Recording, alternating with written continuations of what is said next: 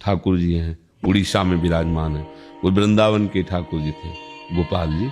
तो एक ब्राह्मण ने तीर्थ यात्रा के लिए, तो एक जवान ब्राह्मण गरीब था, उसने कहा ठीक है हमको भी दर्शन हो जाएंगे, चलो हम आपकी सेवा करेंगे, आप धन लगा देना। सब ऐसा हो गया और खूब तीर्थ यात्राओं में जब वृंदावन आए तो इतनी सेवा उसकी की कि उसका हृदय गदगद हो गया। तो उसने कहा गोपाल जी के मंदिर की, भैया तुमने इतनी सेवा की है, हमारी एक बेटी है, हम अपनी बेटी का ब्याह तुमसे।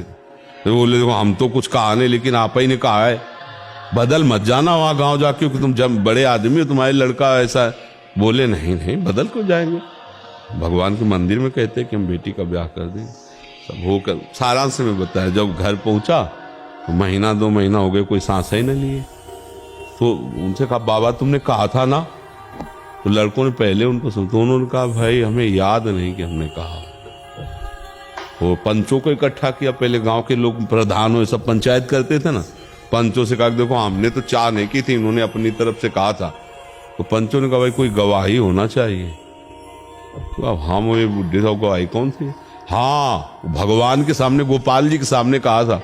तो बोले अगर गोपाल, लड़के तुरंत बोल पड़े कि अगर गोपाल जी आके यहाँ बोल देंगे तो अपनी बहन का, वो जानते थे कोई मूर्ति चल के थोड़ी आती, भगवान थोड़ी इसके ब्याह की साक्षी दे। उसने कहा अच्छा अगर ऐसी बात है तो हम जा रहे हैं वृंदावन। जो कुछ उसके पास पुण्य पुण्य था बेच बाच करके वृंदावन आया। और गोपाल जी के मंदिर में शयन का समय था, तो ठाकुर जी ने कहा देखो पीछे हम आए थे ब्राह्मण के साथ आपके दर्शन करने, यही मंदिर में कहा था कि ब्याह कर देंगे, सुन रहे हो? चल के वहां बता दो चल के कि उसने कहा था तो हमारा ब्याह हो जाएगा।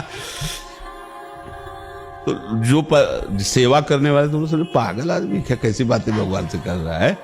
पर्दा लगा दिया, भगवान का सहन हो गया और सब चले। वो बैठा, सुन रहे हो ना, देखो आपके सिवा कोई मुझ गरीब का साथ देने वाला नहीं, ना हमारे पास पैसा। जब उसने कहा था उस समय तुम सुन रहे थे कि नहीं? तो अंदर से आवाज आई, अरे कहीं मूर्ति चल करके गवाही देगी? बोले सुन रही, मूर्ति बोल सकती, चल के ले सकती। भगवान आए निकल के। भगवान ने कहा यार तुम बात करते हो, तुम साथ तो चलना पड़े, पर हमें वृंदावन में तुम्हें खूब खाने पीने को मिल रहा है, तुम साथ चलोगे, हमें कुछ खाने पीने को नहीं मिले, कैसे? विनोद। तो काम पहले पता था कि जो है गवाही देने वाले खवा पिया के लाया जाता है, तो बोले इसीलिए अब कुछ हमारे पास था वो बेच बाच के लाए, खाने पीने की तो चिंता नहीं। तो बोले हम पीछे पीछे चलेंगे, तुम आगे आगे चलना, भगवान ने कहा।